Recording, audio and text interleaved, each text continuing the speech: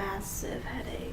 Hello everyone, welcome to Karen Chronicles. My name is Karen. I make bookish and school related videos, and today I'm doing a book talk and review because I look back at my YouTube channel and I realized the last time I uploaded a book talk and review was about 9 months ago. That's how long it takes to cook up a baby. Most recently, I have read Nemesis by Reichs. I think that's how you pronounce his last name. So the first part of this video is going to be non-spoiler. The next part of the video, I feel like I'm just going to talk, rant, and just like go off on this book because I finished this book at 12:30 a.m. last night, or this morning, whichever like proper way of saying it. I have mixed feelings, but overall I genuinely enjoyed this book. But just a few housekeeping things. First, I started my back to school series here on this channel, and my first video is already up, and I suggest you all go and watch it, especially if you're a rising high school junior or senior. But with that being said, let's just go on with Nemesis. To start off with our summary, we have our main character, 16-year-old Min. Okay, there's no easy way of saying this, but Min is murdered every other year on her birthday. So whenever it's an even year for her, she gets murdered. And so the story talks about her journey, her and her friend's journey of finding out the truth behind her being murdered every other year. And she finds herself deep into this government conspiracy in this small town that she lives in. If that doesn't interest you enough, I don't know what will. This is one of those books where I feel like as long as you know very little about the plotline, then you'll be captivated the entire time and you will truly appreciate the story. Alright, so I rated this book on Goodreads last night a 5 out of 5 stars, but after sleeping on it and after like typing out all my thoughts on this book, I realized I want to give this book a 4 out of 5 stars. It's still a great book, I still absolutely love it, but there were just a few things here and there that prevented a 5-star read.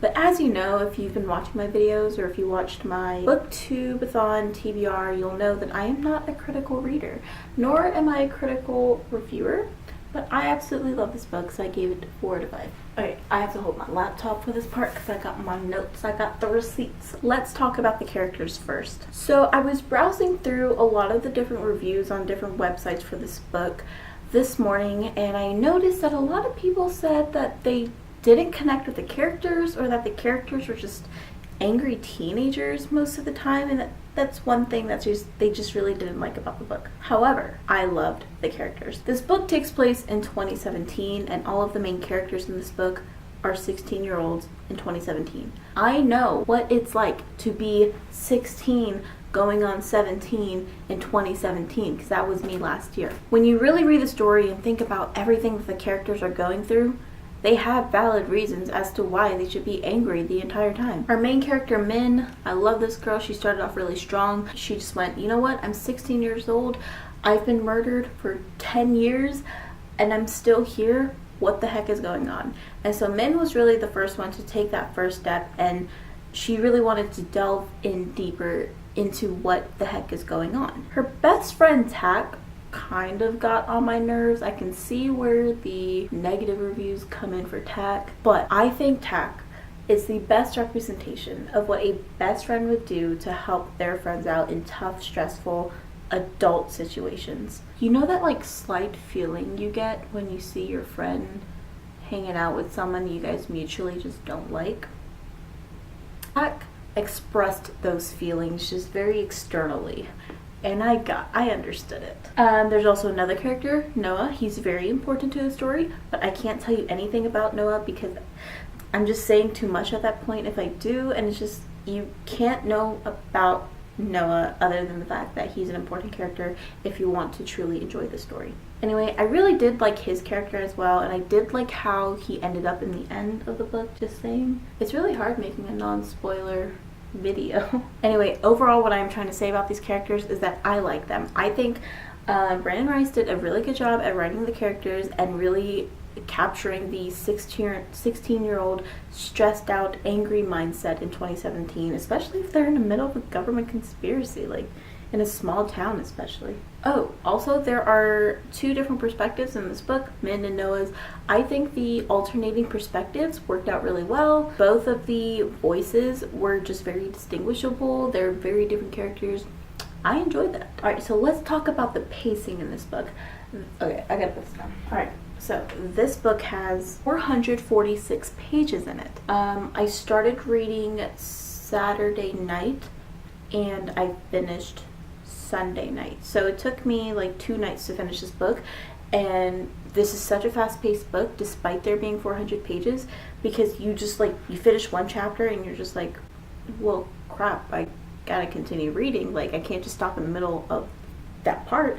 And I didn't realize that there were 5 sections. I tabbed off my sections as just something I like to do to like keep my reading momentum and pace going. And so this was a very fast read, and it's not hard to read as well. The timeline of this plot flows and makes a lot of sense, and you'll also be reading a lot of flashbacks in this story as well. However, it's not one of those books where the flashbacks like intervene and just like ruin everything. The flashbacks make sense and in fact help you learn more about the characters and appreciate the characters more. Okay, so one of the things that prevented me from giving this book a 5 out of 5 is that there are, how many pages? What did I say? 446? 466? They're like 440 something pages, right? Until page 427 do we truly find out what the heck is happening. That means the rest of the 426 pages were all just like backstories, flashbacks. It took such a long time to get to where I wanted to get. In the end, I ended up being kind of okay with it, because you know what? I ended up getting the second book at the library today because I really need to find out what the heck happens, what happens to Noah, what happens to Min, what happens to everybody else in the story, and how did that happen? I think I'm going to end the non-spoiler part right here because I have a massive headache and I just want to get to the talking points already. I will be leaving a timestamp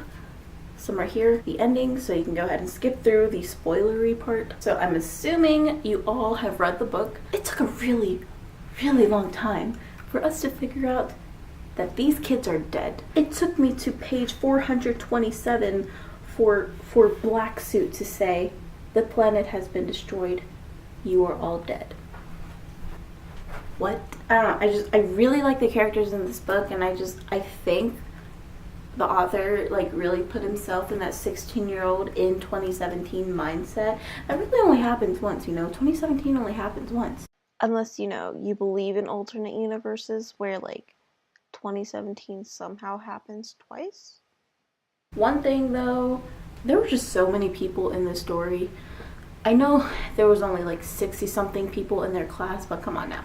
I can't keep up with all the characters. So my goal is to read a YA book as intriguing, as amazing, and as awesome as this book, but minus the romance. Did anyone else just get really frustrated when Min was like, and I had this sudden urge to kiss him? Excuse me, miss. You just found out that both you and Noah have been murdered every other year, and you want to kiss this dude? No, you want to get to the bottom of this. You want to get to the bottom of this freaking conspiracy theory that the government is in charge of, that your mom signed you up for. And romance comes out through this. Min struck me as just a strong character, so I honestly didn't expect the romance part to come out.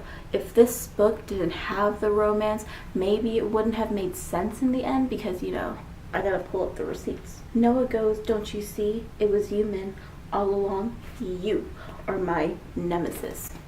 Okay, I understand how the romance part works with that, but come on. I was really rooting for Tak to get over his jealousy so that this could be a true Hermione, Harry, and Ron trio that gets to the bottom of what the heck is going on. The author did a good job at like intertwining the romantical, is that a word?